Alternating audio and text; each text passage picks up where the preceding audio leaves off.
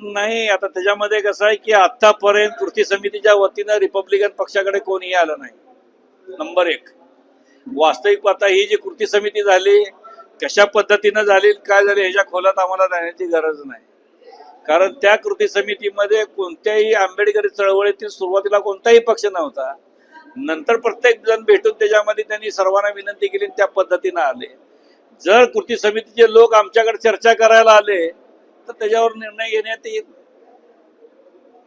कारण पार्टीचा एकाच प्रश्नावर अबाकडच्या विरोधात आम्ही सुद्धा अबाकडच्या विरोधात डॉक्टर बाबासाहेब आंबेडकरांनी भारतीय संविधानामध्ये 59 अनुसूचित जातीतील लोकांना एकत्र करण्याची जी भूमिका घेतली तेच भूमिका रिपब्लिकन पक्षाच्या आठवले गटाची आहे. शासनाने किंवा ब्रदर समितीने जो निर्णय अजून जाहीर झालेला नाही, ब्रदर समितीनं अहवाल शासनाकडे दिला, शासनाने तो अजून जाहीर केलेला नाही. आणि रिपब्लिकन पक्षाच्या आठवले गटाचे पक्षाचे राष्ट्रीय अध्यक्ष रामदासजी आठवले यांनी मुलाखतीमधून सांगितलेले आहेत, लोकसंख्येच्या आधारावर देत असेल तर लोकसंख्येच्या आधारावर द्या, नाही तर 2027 ची जातीय जनगणना चालू आहे, त्या जातीय जनगणनेला आधारून उपवर्गीकरणाचा निर्णय शासनाने घ्यावा. उपवर्गीकरण करावं असं महाराष्ट्र शासनाला बंदी नाही किंवा बंधनकारक नाही. सुप्रीम कोर्टाने ज्या त्या राज्यांनी निर्णय घ्यावा अशा पद्धतीचा आदेश दिलेला आहे. कृती समितीकडून जर आपल्याला निमंत्रण आलं तर 26 तारखेचा कार्यक्रम निदर्शनाचा होणार की नाही? ते आमचे राज्य कमिटीचे पदाधिकाऱ्यांचे सगळ्याशी चर्चा करून त्यावर निर्णय घेतला जाईल. येत असताना जर विनंती आली तर पक्षाची बैठक घेण्यात येईल तातडीने, त्याच्यामध्ये निर्णय घेण्यात येईल. नाही तर 26चा आमचा कार्यक्रम निदर्शनाचा फायनल आहे. याबाबत फडणवीस साहेबांची चर्चा वगैरे झाली? फडणवीसचा आमचा काय संबंध आहे?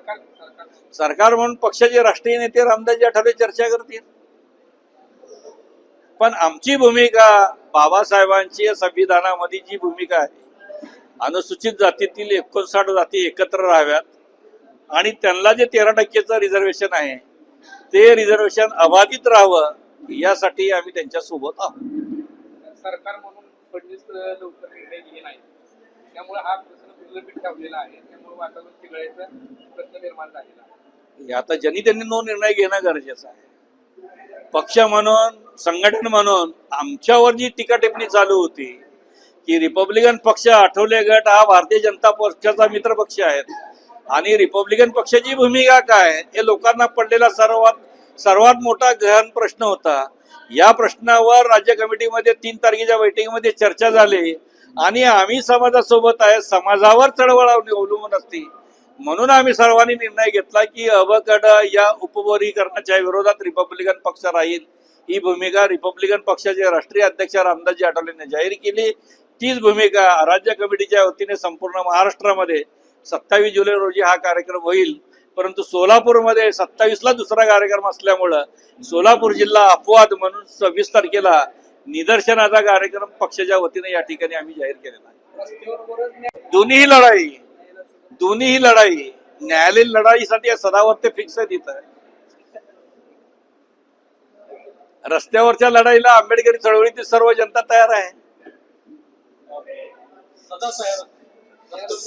समाजामध्ये वाद होऊ नये. आतापर्यंत गुन्ह्या गोविंदाने ज्या पद्धतीनं अनुसूचित जातीमधील समाज राहिला तो एकोपानं पुढे राहावा ही रिपब्लिकन पक्षाची भूमिका आहे.